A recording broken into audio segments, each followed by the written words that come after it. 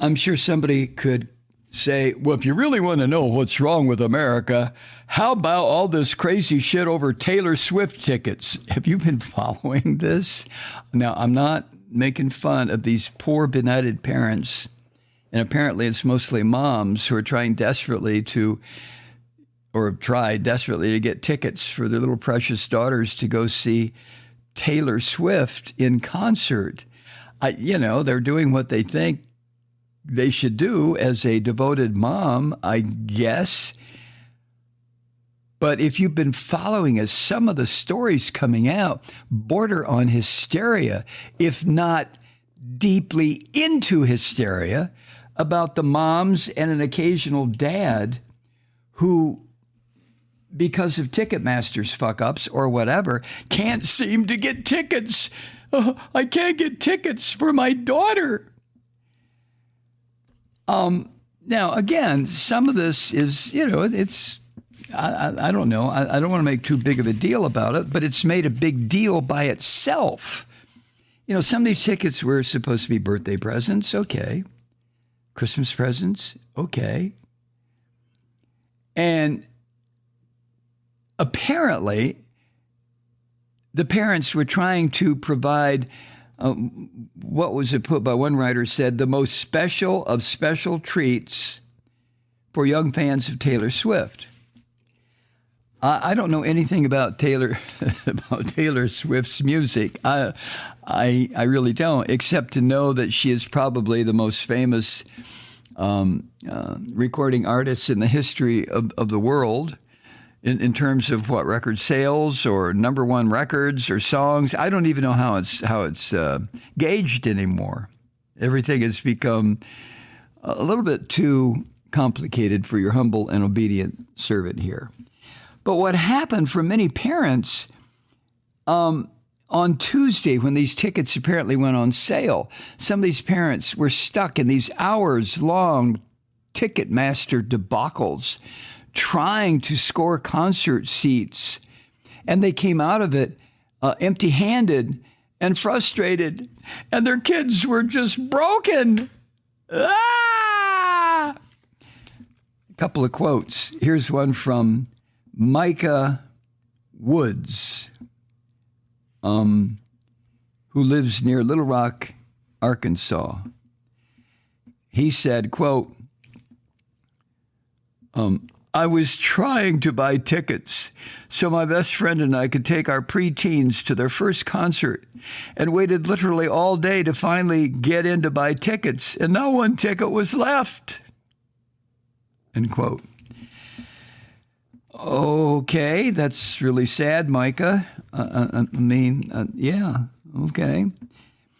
And according to published reports, other parents did battle on computers. And some of the people who tried to do this online got their tickets after being kicked out of the online queue numerous times, or struggling with error messages. I kept reading yesterday, or hearing, although I tried to avoid it, all these online error messages that kept coming up after people have been waiting for 3 hours. Error message would come up, they'd be kicked off and have to go back into the website and get back in the queue. But in the 30, 45 seconds they were offline, another 10,000 people jumped in ahead of them.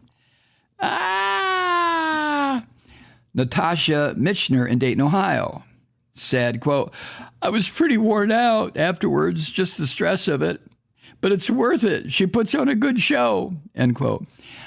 I don't think Jesus could put on a good enough show to cause this kind of shit to go on, right? Where families are just collapsing under the stress of not being able to get a Taylor Swift ticket.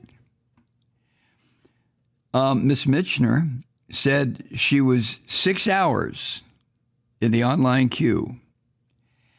And then she got tickets for herself and her two daughters, and the daughters are 17 and 20. And then, since she had an opportunity, she bought a fourth ticket to be used by her husband or a friend of the kids. And not only that, this will be the fourth time this family has seen Taylor Swift live. Wow.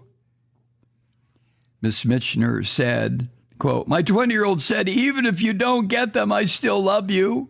It's kind of our thing to do together. I would have been upset. I just tried to be calm." End quote. What are they talking about? Are they talking about a family member who's undergoing cancer surgery or a heart attack? Are they? I don't know. I don't know what causes. Now I realize I've read that Taylor Swift hasn't been out on concert since 2018? Oh my God, 3.5 years ago. And all this pent up energy from COVID and Taylor Swift's absence has just put so much stress on everybody, on the world. Ticketmaster really fucked up. In a tweet yesterday or Tuesday, Ticketmaster called demand for these tickets historically unprecedented. Wow. A spokesperson for Ticketmaster said millions of people were trying to buy tickets at the same time. Okay. Now, none of this shit starts until what? Sometime next year. She's going on a new U.S. stadium tour. International dates to follow. I mean, it's just crazy. Crazy. Vivica Williams in Clarksville, Maryland said, quote, "It was so sad. It was so sad."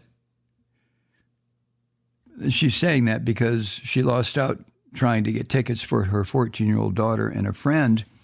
And these girls were in gym class when tickets went on sale, so mom was asked to do the job.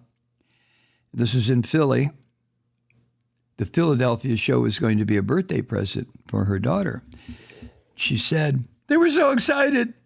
I tried to get on, and I tried to get on it. It crashes, and it crashes, and it crashes, and it crashes. And so finally, eventually, I get in the queue, and I'm like, yay! Then, oh, there are 2,000 people ahead of me in line." Quote. She got kicked off the queue 4 or 5 times. She logged on at 9:30 in the morning, 30 minutes ahead of the sale. And she said, quote, "I never got past 2,000 people in line. So finally, around 3 o'clock in the afternoon, I gave up. I'm like, forget this. I'm an adult person. I can't sit here all day with Taylor Swift on my phone." I was complaining to my daughter the whole time, like, this is for the birds. Now, there's another chance to get tickets tomorrow. And this mom, Miss Williams, has already told the daughters, "It's on you now, girls." Oh, my God. And so it goes. Well, people can say, well, Malloy, now, come on, you sound like some old fucker. Don't you remember the Beatles? Sure, I remember the Beatles. Absolutely. Absolutely. But, I have no recollection, no memory. I'm not saying it didn't happen, but I have no memory of teenagers, the parents of teenagers just going absolutely berserk because they couldn't get tickets. Now, of course, back in the day, when the Beatles first came here, there was only one way to get tickets. You go to a ticket outlet and buy the goddamn things. I mean, there was no Ticketmaster or any of this other shit. There was no online anything. If you wanted a ticket to go see the Beatles, you went someplace where the tickets were being sold and bought it, right? Oh, well. I just couldn't believe the semi-hysteria that seemed to be ebbing and flowing across this country over the past 36, 48 hours. About what? About the war in Ukraine? No. About inflation? No. About tickets to a Taylor Swift concert. Oh, well.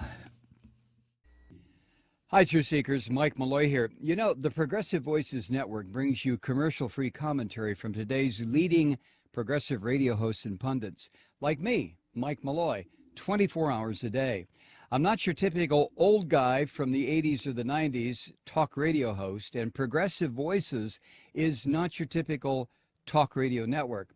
It's a listener-supported nonprofit with no corporate control whatsoever over our broadcast. So hosts like me, Mike Malloy, are free to rant and scream and carry on about whatever we like.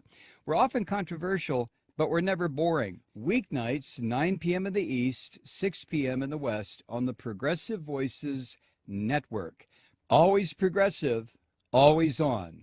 I'm Mike Malloy. Keep it lit.